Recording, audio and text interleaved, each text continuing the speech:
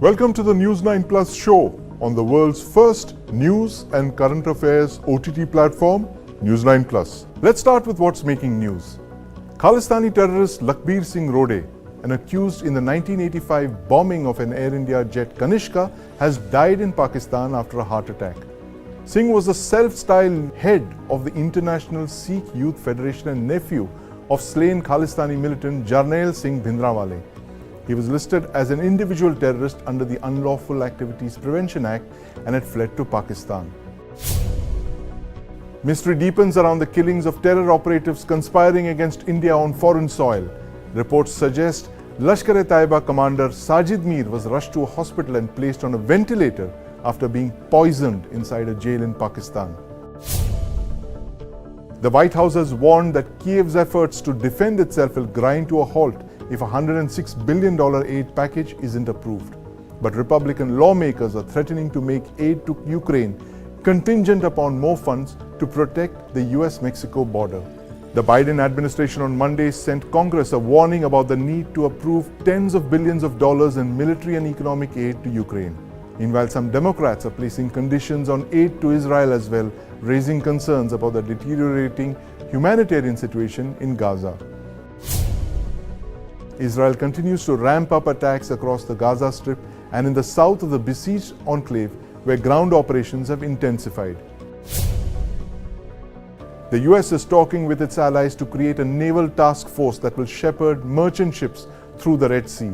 Israel's two-month war with Hamas has spilled onto the high seas in recent weeks, with Houthi militia from Yemen targeting ships with links to Israel. One car carrier has been hijacked, while at least 3 ships were targeted in the space of a few hours on Sunday.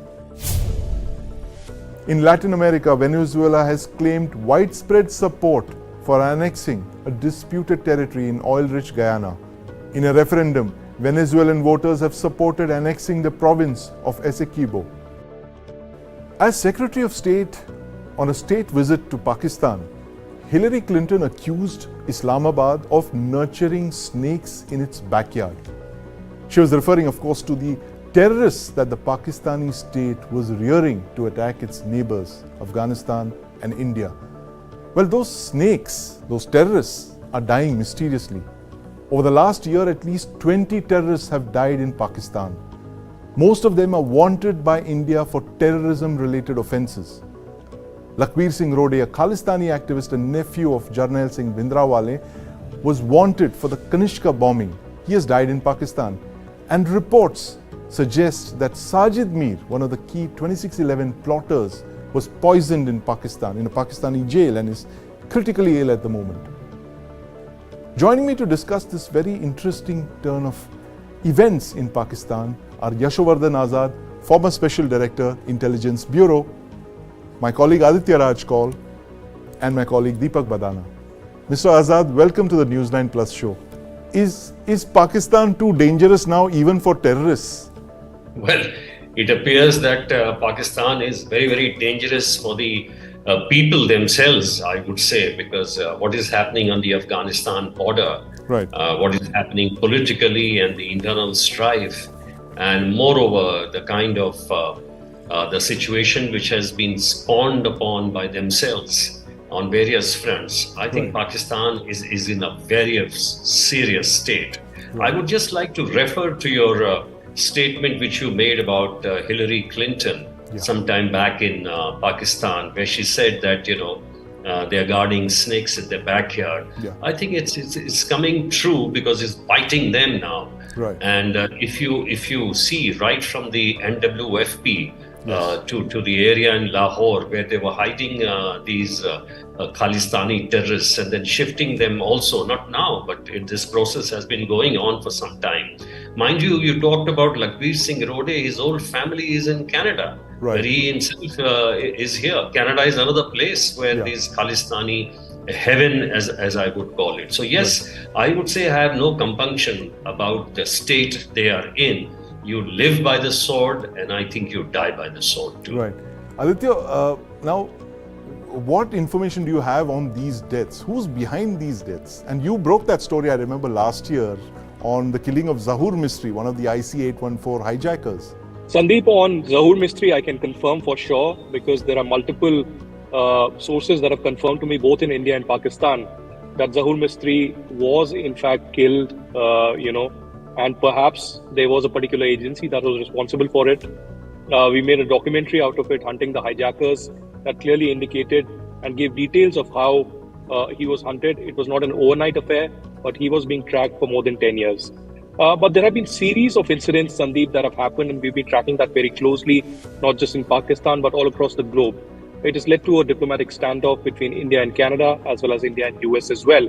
But just as Mr. Azad mentioned, Pakistan has been nurturing a lot of these terrorists, snakes in their backyard for a very long time. The famous one-liner by Hilary Clinton in 2011 in Pakistan, when she was meeting her counterpart. The same is true. Look at TTP. The Tehreek-e-Taliban Pakistan, the Taliban that Pakistan had nurtured for years together, given them safe haven, Haqqani network as well.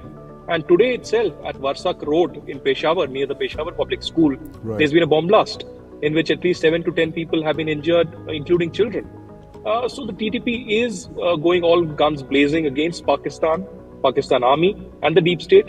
But there are two aspects here that are not being discussed in the main discourse. Many are blaming the Indian agencies and saying that it is the India's RNAW that could be responsible for it. But why only RNAW? Why can't it be ISI itself? What has also happened over the last 1 decade, Sandeep, is that there's tremendous pressure on Pakistan to act against terrorists. One aspect is the FATF pressure, where Pakistan was for the longest in the grey list. To prove to the Western world that Pakistan is acting against the terrorists amidst this economic, political and security turmoil within Pakistan, they may be eliminating people that are not, useful for them anymore. These could be elements from Jaish-e-Mohammed, Lashkar-e-Toiba, other terror groups that were useful perhaps in the 90s and later, but have no significance anymore. So I suspect that, you may go on to blame the Indian agencies. Many may celebrate this on social media as well. But there could be a larger angle and a conspiracy of the Pakistani deep state to please the Western masters and tell them that, hey, we are working against terrorism and this is how we are going to deal with it. That's an interesting point, Aditya. And in fact, Deepak, I want to bring you in on this because you've also been tracking these terrorists in Pakistan. Do you think that it's a case of what Aditya said, that the ISI is tying up loose ends and getting rid of these expendable characters? I think this theory has a lot of weight, even if we may not have any concrete proof yet. The fact is that most of the people who are dying, none of them are like the heads. Nothing's happened to foot soldiers. These are the foot soldiers, the people whose death may still create headlines, but they aren't really of a great value today. Furthermore, what you'll see is that these deaths can be showcased as a different number of ways. They could be packaged to the Pakistani public as a way of India's, covert operations or black flag operations inside Pakistan. While to the West, when there are discussions on the FATF, Pakistan could be telling, see that we're acting on these people. And this two-faced doublespeak of the Pakistani establishment is not something new. We've seen it on virtually every different, stroke of history, be it the wars, be it the militarism in Kashmir. There's been a consistent pattern of doublespeak.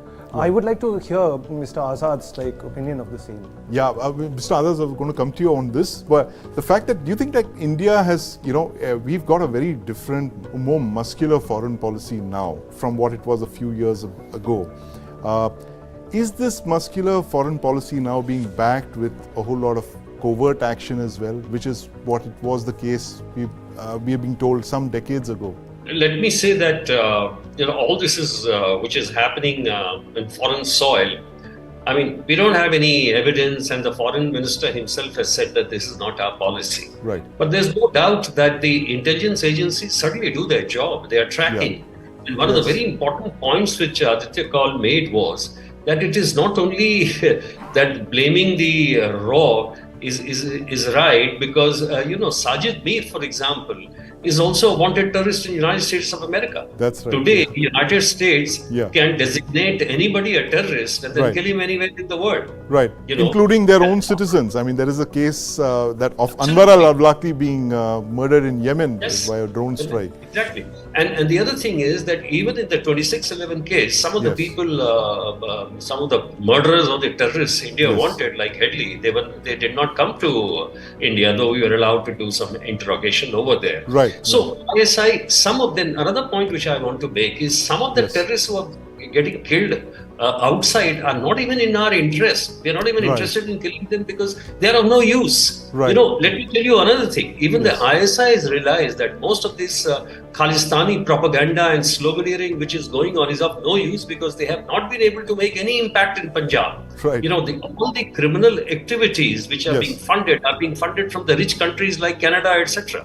Right. So the third thing I want to say is that Pakistan was, of course, very, very hopeful about Afghanistan that this will be a Yes. new alliance in the entire setup, whereby we'll be able to put pressure on India.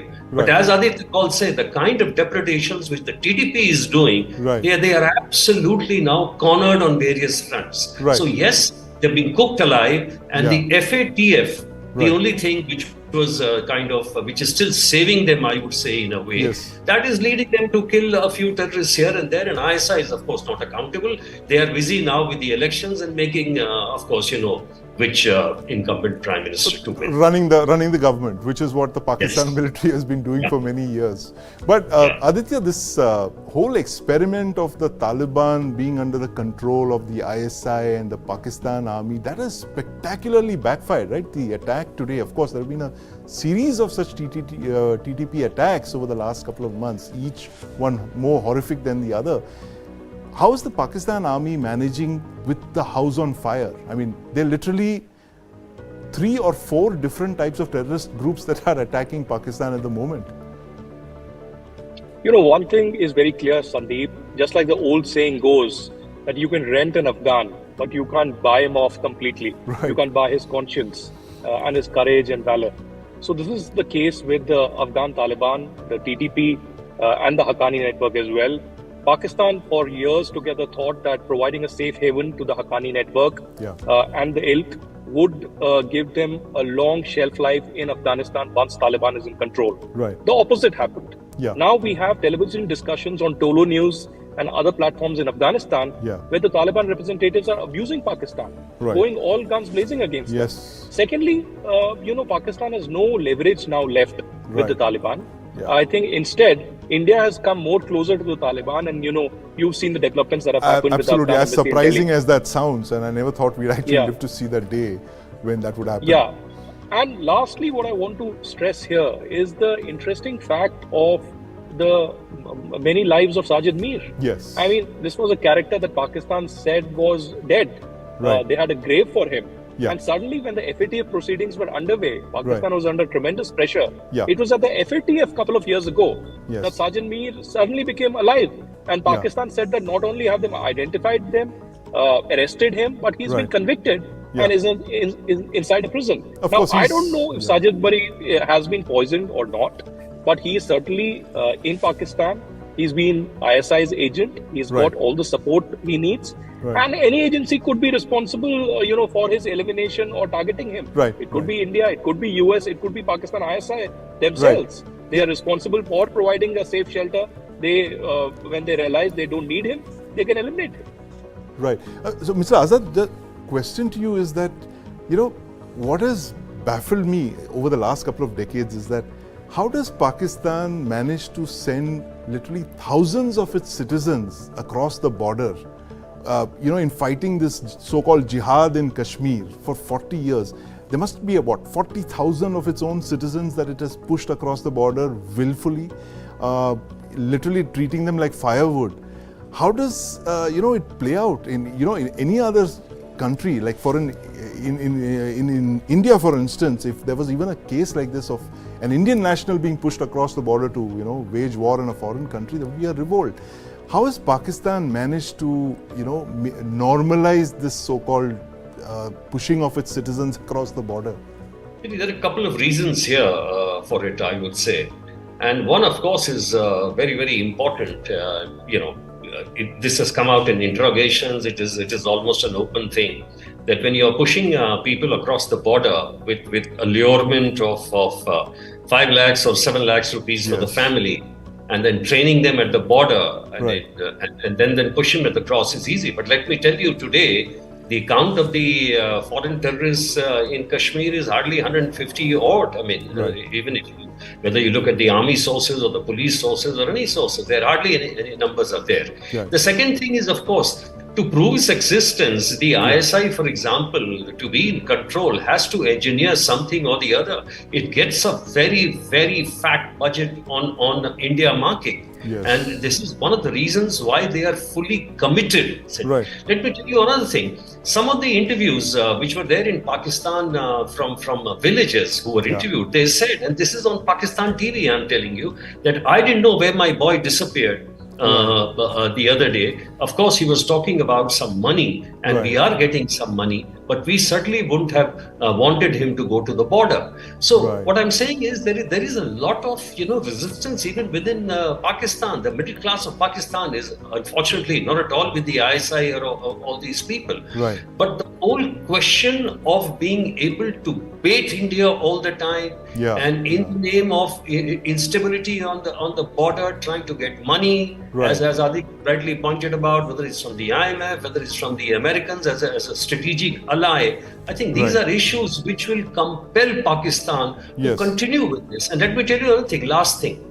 I don't think the Kashmir issue can be solved. It can be managed. And let me tell you, in another 50 years, it will automatically drop off the horizon just like that, when it will be without any use to pursue this kind of a strategy. Just like the Khalistan issue you said is a dead horse. But Deepak, taking up on what Mr. Azad said of the fact that it's a money thing, right? It's all about money. It's the Pakistan ISI and the army indeed trying to mark up their budgets to cite this India threat. You've reported that story on the Crore commanders, in Pakistan. Is it all about the money, or is there some ideology to it? It's most definitely. I mean, see, you have to understand, when you look at the last few elections that have happened in Pakistan, an anti-India stance isn't getting them votes anymore. Right. And you'll see most of the prime ministers who come into power, they all may come into power with an anti-India stance, but by the end of their term, each one of them has spoken about peace with India. And that won't do for the Pakistan army, because their whole stance is that we protect you from India. Now consider this. The reason for their existence is this, which is why they hog almost 50 to 60% of the annual budget. But now what they have is what I could say is a buffet of enemies. They've got new enemies on the horizon. And they can once again appear as the saviors that they profess themselves to be. It works out for the army, as it always does in Pakistan.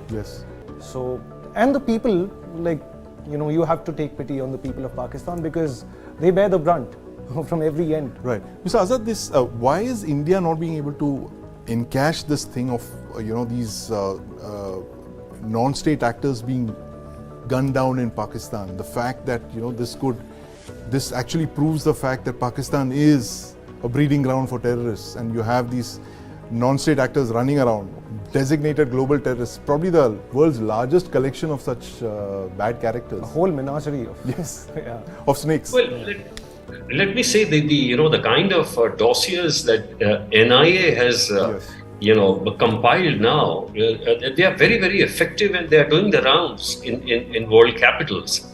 And now that they're attaching the assets of these terrorists, it is making a lot of difference. But on the issue of Pakistan being the supplier at a global scale of various terrorists, I think it's well known. And this is what is being reflected is in the European capitals, where in immigration, etc., is very, very tough. Is getting very tough for these people. So at the level of diplomacy, I think we have done fairly well. At the level of investigation, I would say by the NIA also we have done very well. As far as the security grid in Kashmir is concerned, I would say it is very, very good. But you cannot, I mean, these lapses occur, and these kind of incidents would be occurring again and again to prove the rationale of this India baiting policy in Pakistan. But as far as the Pakistan's reputation is concerned, it is very, very well known. And those who are still backing Pakistan with money or planes or something, that is due to strategic compulsions, and you know the reasons why. Right. Aditya, strategic compulsions, that's an interesting phrase that we hear in the context of Pakistan. You see that Pakistan's location, the fact that it's located at the crossroads of so many areas of interest for so many big powers, that is Pakistan Army is going to keep cashing in on that geolocation of Pakistan. I think there's a growing realization in the West also, Sandeep, particularly when Taliban took back control in Afghanistan, that there's been constantly backstabbing that the West has seen in Pakistan. The biggest example of that has been the Doha talks, the kind of agreement that happened, and the most embarrassing visuals at the Kabul airport when the US had to in fact embarrassingly leave. I think even more embarrassment from what happened in Vietnam. So I think there's a growing realization, but you are bang on when you say that Pakistan's nature, Pakistan's character, and Pakistan's geopolitical positioning makes it, very, important strategically for them to capitalize their situation, be it with US, be it with China, or be it with even Russia. For instance, currently we have been witnessing how Pakistan has been arming Ukraine continuously over the last 1.5 years. There have been several reports that have been doing rounds as well. And with China, China's growing influence in Afghanistan currently, Pakistan has a great role to play in that entire exercise. But even though they've fallen flat with the relations with Afghanistan currently, I would say that India has also capitalized on this situation. You don't do something, intelligence agencies don't speak about their valor or the things that they do. But diplomatically saying, we have done enough. I think the growing relationship that India and Afghanistan had when it was the Republic of Afghanistan has also continued when there's a Taliban control. India may not approve of it, but India's relation with the people of Afghanistan really continues much more than what happens in Pakistan, which has now forced millions of Afghan refugees into homelessness and are pushing them back into Taliban's Afghanistan, perhaps to their deathbeds. Right, absolutely. And my last question is to Mr. Azad. Sir, about 30 years back, person of Indian origin, an Indian citizen, was the cat's paw for a very large terrorist attack in Mumbai. And he remains in Pakistan for over 3 decades now. I'm referring to someone who was on your radar for many, many years, Dawood Ibrahim. How important would Dawood's killing or capture be for India at this juncture? How much of a difference will it make on India's war on terror? Well, let me say, by the sheer name and the fame or infamy which he has gained, it'll be a tremendous, point of interest. Yes. As far as the value I'm not too sure. Over the years, it would have been an excellent catch if you would have got this guy. I remember when I was with the, touring with the Indian team to Pakistan in Karachi, and when we were going to the stadium, in front of me was an ISI guy who was, giving security to us, and I smiled when we passed that Clifton Avenue, wherever he stays, and I said, "Is this the house?" And he smiled back at me. So, it was very well known that this guy has been sheltered by Pakistan. And if we could have hit him then, it would have been a great success. But right now, I would say how much he's controlling the Bollywood by way of making films, by smuggling, but in terms of actual war on terror, I don't know how much he's actually contributing. So yes, name-wise, it would be a great catch, but value-wise, I don't think much. I think he has outlived his use. Right, interesting. And we can only hope that Dawood Ibrahim is brought to justice for his misdeeds. Yes, but thank you very much, Mr. Azad. It was so good hearing you. And Aditya, we'll keep coming back to you for news and updates on this very interesting aspect of geopolitics, which is Pakistani terrorists unsafe in Pakistan. Thank you. I spoke with Ambassador TCA Raghavan, former High Commissioner to Islamabad, on the state of play inside Pakistan. Here's what he had to say. Ambassador Raghavan, welcome to the News9 Plus Show. Thank you. There's been a wave of killings inside Pakistan in the last couple of months, and I'm talking of not just ordinary terrorists, but those of very specific interest to India, the designated terrorists, the India-focused terrorists. There are so many groups in Pakistan, but the India-focused groups, many of these wanted terrorists seem to be meeting mysterious ends.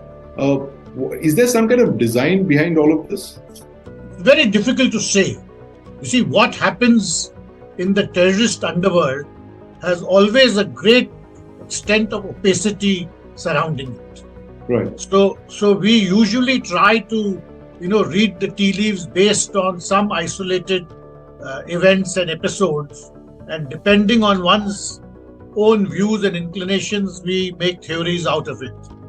But in fact, there is a huge amount of opacity, and while if one looks at the statistics, it may appear that there's been a spike in the number of killings of well-known figures of great interest to us because of their involvement with acts of terrorism committed against India. But if one looks at a longer perspective, one will find that, the level of attrition amongst these individuals has always been a very high one. There's a huge amount of inter-faction, infighting, violent retribution against each other. In some cases, there's the involvement of Pakistani agencies because they felt that someone was getting too big for his boots and getting out of control, scores needing to be settled. So, in all, I would say that while, yes, there may appear to be these spikes, but to my mind, we are basing whatever theory we are constructing on very limited evidence, because there have been such spikes in the past also. And in fact, these may not be spikes at all, but the normal attrition which is common amongst these terrorist groups. Pakistan deep state itself is behind many of these killings, and for various reasons, FATF pressure, the need to show results. Could this be one of these possibilities behind this spike of killings, as you mentioned? I don't think it is because of FATF pressure, because if that were the case, we would see a lot of other evidence which we are not seeing about the attitude of the Pakistani authorities towards these terrorist groups. We would see, for instance, a much more determined effort to uproot them root and branch, rather than just put enormous restrictions so they don't create any more problems. I don't see a concerted effort by the Pakistani authorities to take action against them. But as I said, you cannot rule out the possibility that certain individuals are neutralized by Pakistani agencies themselves or their former handlers because they were felt to be getting out of control or too big for their boots, and they needed to be cut down to size. So certainly when whatever happens in the terrorist underworld to some extent is also related to how the agencies perceive those developments. But I don't see, in overall terms, a change of heart by the Pakistani deep state, so to say, and wanting to, clean out its stables and make sure that these groups can't take actions of the kind they used to do in the past. I don't see that happening. Also, the Pakistan government has accused India, not in as many words, but they've said that forces beyond the border are responsible for all these killings. Now in the light of what the United States has been alleging, and Canada as well, that we have somehow related to these killings in North America, do you think that there's a case that Pakistan could join this chorus as well and say that similar things have been happening in Pakistan as well? Pakistan has been saying for a very long time, at least a quarter of a century, that numerous acts of terrorism which have been carried out in Pakistan are the responsibility of Indian intelligence agencies. And they have similarly, for at least quarter of a century, spoken about developments in Balochistan being directly related to the acts of Indian intelligence. And similarly, in the old frontier province, now the Khyber Pakhtunkhwa, there were also allegations in the past that TTP actions were derived from support given by Indian intelligence. So the fact that Pakistan makes these allegations now in the new context of what has happened in North America will not have much credibility. So this is a familiar charge. And to some extent, this charge and countercharge by India and Pakistan, people are used to all over the world. The fact also is that Pakistan has a well-established record of using these terrorist groups and these extremist groups to further its policy aims. This is again well known because of what has happened in Afghanistan since the 1980s and thereafter in Jammu and Kashmir since the late 1980s. So I don't think Pakistan adding its voice to the present situation will make much of a difference. Right. So, you mentioned Afghanistan. Now, currently there's the forcible expulsion of something like over 1 million Afghans, and it's possibly the largest this century. How do you see this destabilizing Pakistan's western borders?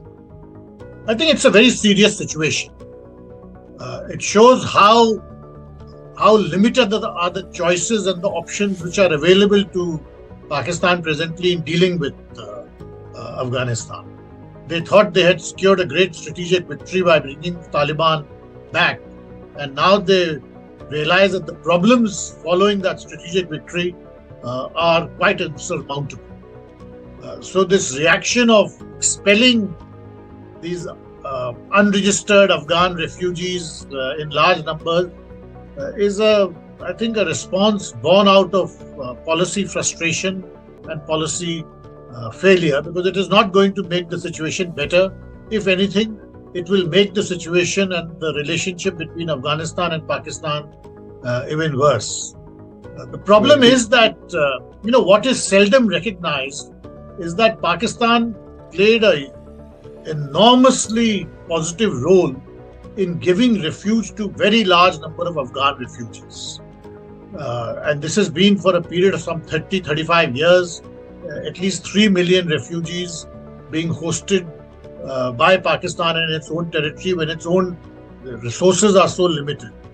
But instead of getting any kind of positive outcome from this very generous policy, in fact, it has had negative consequences. And that is largely the kind of negative approach which Pakistan has had to Afghanistan. So what should have been a winner for them has in fact turned out to be a loser. And this expulsion of large numbers of refugees is going to have a very negative consequence. Right. And so currently there are price spikes on in Pakistan, the economy is in turmoil, there's political instability, and literally the country is living on hand to mouth and IMF handouts and bailouts. Do you see any end in sight for Pakistan in the next couple of months, or is this situation of instability going to continue even past the elections due next year? Well, one outcome which is expected is that a successful election with a new government in place will mean that there is a new administration with greater credibility which can address these challenges. But the challenges are certainly quite massive, and they are not going to go away quickly. Just by changing governments or by change of policies, things are not going to improve in Pakistan quickly. There is a long haul ahead, and in fact, it is questionable whether Pakistan has the mental bandwidth and the policy toolkit to make policies which will make a difference in the medium and long term. There are people in Pakistan who question the possibility of such change in policies at all. So I don't think Pakistan's problems are going to end at any time soon. But it's also useful to remind ourselves that this does not mean that we are going to face a cataclysmic situation. To a great extent, Pakistan has always been in a state of crisis. So many worst-case scenarios which are imagined in India, that there will be a catastrophic meltdown in the economy or there will be some other major social and political crisis, I think those scenarios are also somewhat far-fetched.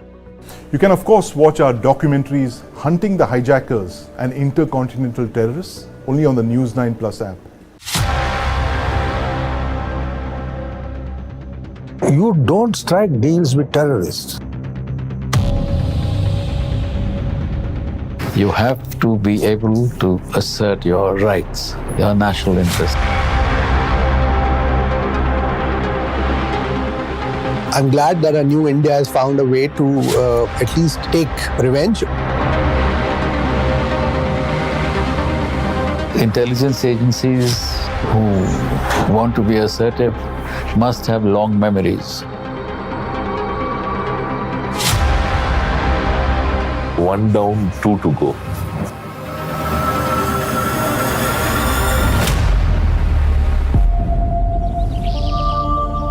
It's an ordinary day in Karachi.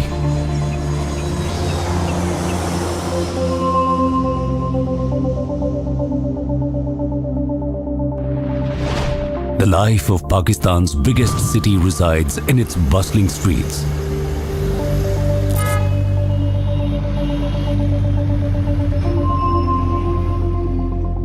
Its markets are its lifeline.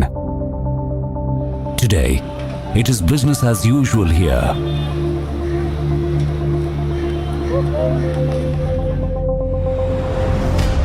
In Akhtar Colony, a furniture owner goes on with his usual drill. He opens his warehouse, shoots orders, dispatches consignments.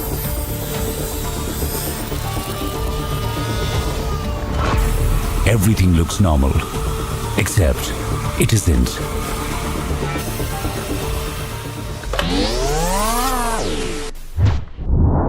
The furniture owner is shot dead in broad daylight.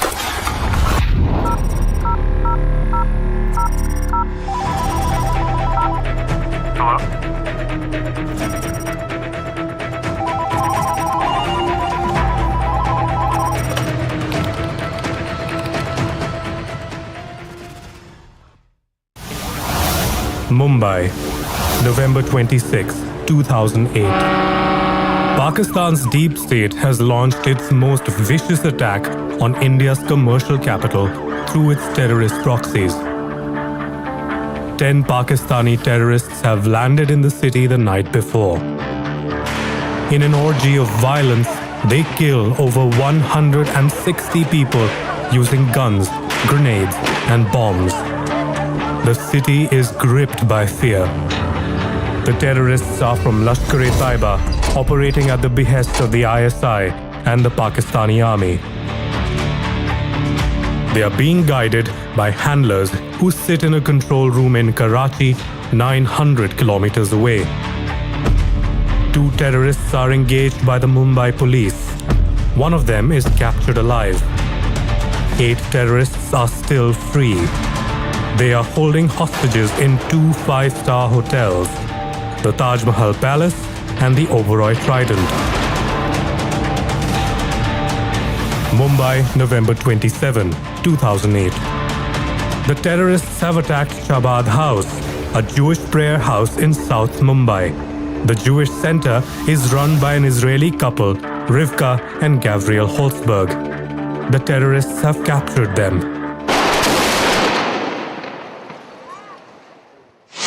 Then, one of the terrorist handlers calls from the Lashkar's control room in Karachi. The handler is worried the captured Lashkar terrorist Ajmal Kasab could blow the cover of Pakistan's deep state. The handler speaks to one of the frightened hostages, 49-year-old Norma Rabinovich, who was attempting to reconnect with her 2 children living in Israel. India happened to be the final stop before her flight back home. Hello? You talk to I have already talked to them. I was talking to the consulate just a few seconds ago and they are making their phone call. The handler hopes that the call he forced Norma to make would convince Indian authorities to release Ajmal Kasab. Don't worry, Dana. Just sit back and relax and don't worry and just wait for them to contact, okay? Yes, sir. And save your energy for good days. If they contact right now, maybe you're gonna celebrate your Sabbath with your family. 24 hours later, he calls back. The talks have failed. The handler is angry. He orders the terrorists to execute the hostages. Karem Bismillah. Only four. Karem Bismillah.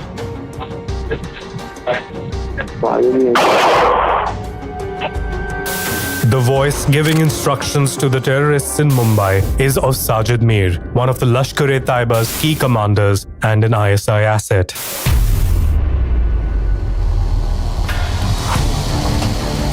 He is the guy who's supposed to be the real brains behind what has happened in the 26/11 attacks. He is not someone who leaves anything to chance. Every single detail is thought of beforehand. He was a very important functionary in Lashkar-e-Taiba. I personally feel that he was a real man of ISI. The fact that he is the only Pakistani on the FBI's most wanted list should indicate that what sort of caliber of a man we are dealing with here.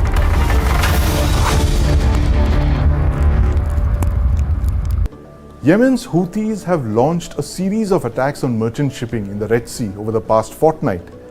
It's a proxy war unlike any seen in recent years. The Houthis are targeting ships with Israeli ownership plying around the Red Sea.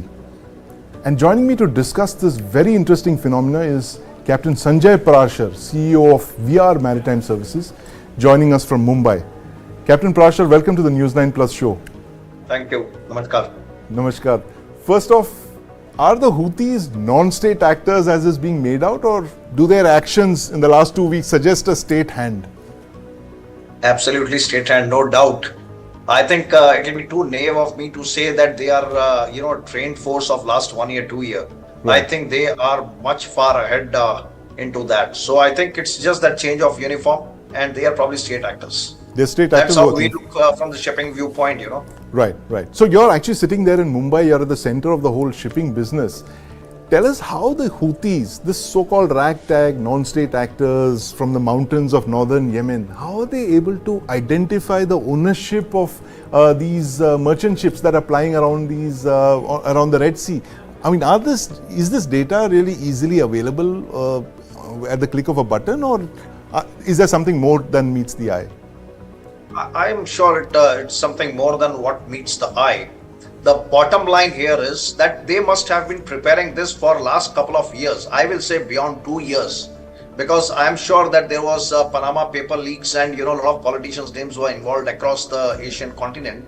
But I think of the late, what has happened is people have, who with this terrorist mindset, they have understood that if they really want to make themselves visible, I think they need to attack the commercial shipping lines. And after Houthi and Saudi Arabia had an issue, I think they were a little bit successful there. So I think they have just taken a learning lesson from there, and they have shortlisted exactly, because there are only 70,000 cargo ships in the world. Yeah. And I'm sure that if you want to shortlist the owners, it is very easy to Google search 25 to 30%, but to be so specific to know the ownership details of a company which is in Bahamas or Cayman Island or Liberia or Panama, I think somebody must be doing his homework pretty well for last 2 years or probably 5 years. Right. So who's doing the homework, Deepak? You've been studying this issue. It appears that it's the Iranians who've armed. Iran has, perfected this art. We were speaking to Colonel DPK Pillai a few days back. And with his experience in Syria and the Middle East, there was one thing that he said, that, in the course of the civil war in Syria, where you had Shia militias, running amok everywhere. Yeah. Iran had, perfected the art of supplying, of supply chains in these war-torn regions. Right. What makes it even more interesting here is that with the kind of capabilities that the Houthis now possess, it's kind of, as if something's just been unleashed that cannot really be talked to. I mean, where do you meet the Houthis? You cannot approach them at any international summit. That's right. You can't go to, call up an embassy and register your protest. Right. And so you have this entity which is completely in the grey. Yeah. And yet it's being commanded for a very strategic purpose. Very strategic purpose indeed. In fact, Captain Parashar, we were just looking at a map of the pattern of these non-states that Iran seems to have cultivated. They have ringed the entire Arabian Peninsula, which is one of the largest sources of oil in the world. All the choke points are manned by Iran. So you have the Bab el-Mandeb, which is where the Houthis are. You have the Straits of Hormuz, where the Iranians are sitting. You have the Mediterranean, where you have the Hezbollah and Hamas. Well, Hezbollah more than Hamas now. This is all part of a plan, don't you think, to kind of encircle these sea lanes of communication? Of course, I think after the Second World War, when Russia, USSR that time wanted to have their own share of oil, and US said, we'll bombard you, otherwise go back. And Russians within 24 hours went back, Right. I think they must have done their study from 1944 onwards till now, and they know oil is important. Yeah. And given the Iran-Iraq war and the kind of warfare they have been involved in, I'm very sure that, there is a big think tank working behind all these shipping lanes. And Irano-Hind shipping, and then finally doing all this Iran kind of a business out of Dubai. So they have got really world-class access to get this kind of a classified information and then plan their strategies out of a place which probably has a history of being their partners here. Absolutely, and in fact the Houthis seem to be waging a very interesting kind of maritime warfare, and we were looking at the numbers. The war risk insurance premiums have all climbed up for all ships. By $50,000 to $100,000 as big as that. So that's how has it made it difficult for ships to ply in the Red Sea? Firstly, the increased tensions between Yemen and Saudi. After that, probably they never thought that this will be another bubble which will probably come up and stay there for long. Right. So now, if the vessels have to come from Cape of Good Hope, that is another 2,500 nautical miles. So you nearly spend a fuel which is close to $150,000 to $200,000. Right. Then you have, if you want to transit, then you have got war risk additional premiums. Then you have got kidnap and ransom premiums. So the premiums have gone up nearly 30 to 40% more, and I think they'll go 50% more. So the solution what they had earlier was, the crew is trained a little bit for ISPS code, and they put some gunmen, 4 to 6 gunmen on board. Right. Now industry has given up on that. They know that this 4 to 5 gunmen on board won't work. They need probably 4 to 5 warships there. Right, exactly. I mean, how does a gunman defend a ship being attacked by a ballistic missile or by a cruise missile? This is what the Houthis seem to have unleashed on shipping there in the Red Sea. But thank you so much for your insights, Captain Parashar. Thank you very much, and we're going to be looking at that story. Closer home, the Indian National Congress is in a crisis. India's grand old party is now in power in just 3 states. The results of the recent assembly elections have dealt a blow to the party just as it was finding its mojo ahead of the 2024 general elections. What's in store for the party? We'll leave you with this upcoming story on News9 Plus. Thanks for watching.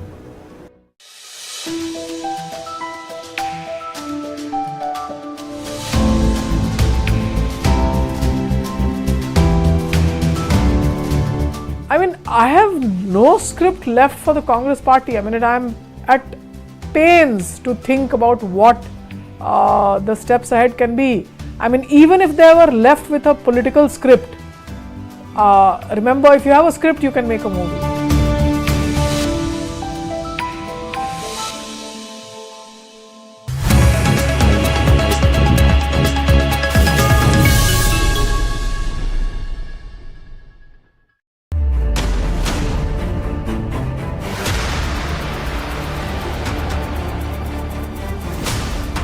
BrahMos, stealthy, lethal, precise. It flies at 3 times the speed of sound and cuts through a warship like a hot knife through butter. China's navy has threatened its neighbors, and they are turning to the BrahMos for protection. The Warship Killer. This and more streaming on world's first news OTT, News9 Plus. Download now.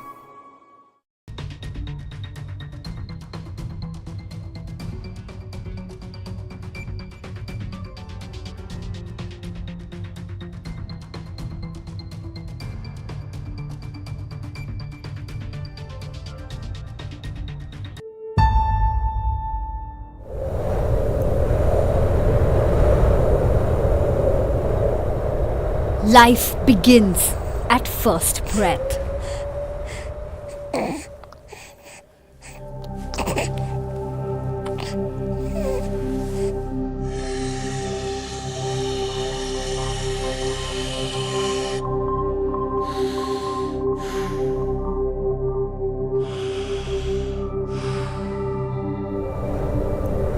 We take a breath every 5 to 6 seconds.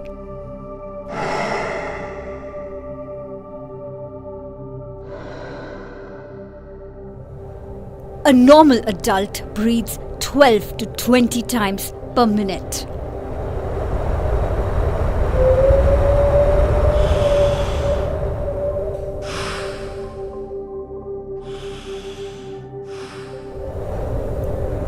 That's approximately 23,000 breaths in a day.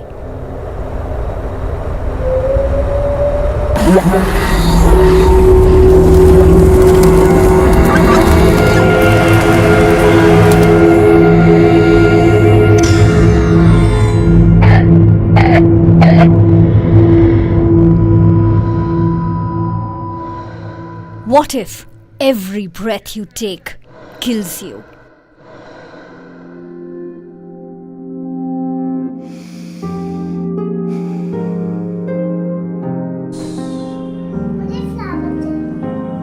I'm Qazi Riaz. I'm originally from Nagina, which is in western part of Uttar Pradesh. I've been in Delhi for about 14 years. Wear your mask. Let's go out. Okay. Jump. चलो याया ने भी पहना है. Okay, good girl. Let's go. Come. Let's go. Like the immediate impact on their health is very visible on the very first day when the haze was there. Both the kids were infected and they had allergies. They can have ailments all throughout their life from this short exposure. That scares me even more because like right now they'll just get cured and we'll feel okay about it, but then these particles they get absorbed into your lungs, and some of them have carcinogenic properties as well. So that's really concerning. I mean, I feel really scared. Like it's not just that as a parent I want the best for my kids, but this is something beyond my control and it really worries me. There's better livelihood here, there are better schools here for your children, but if health is the price that you're going to pay for a longer time, it's a bad trade-off.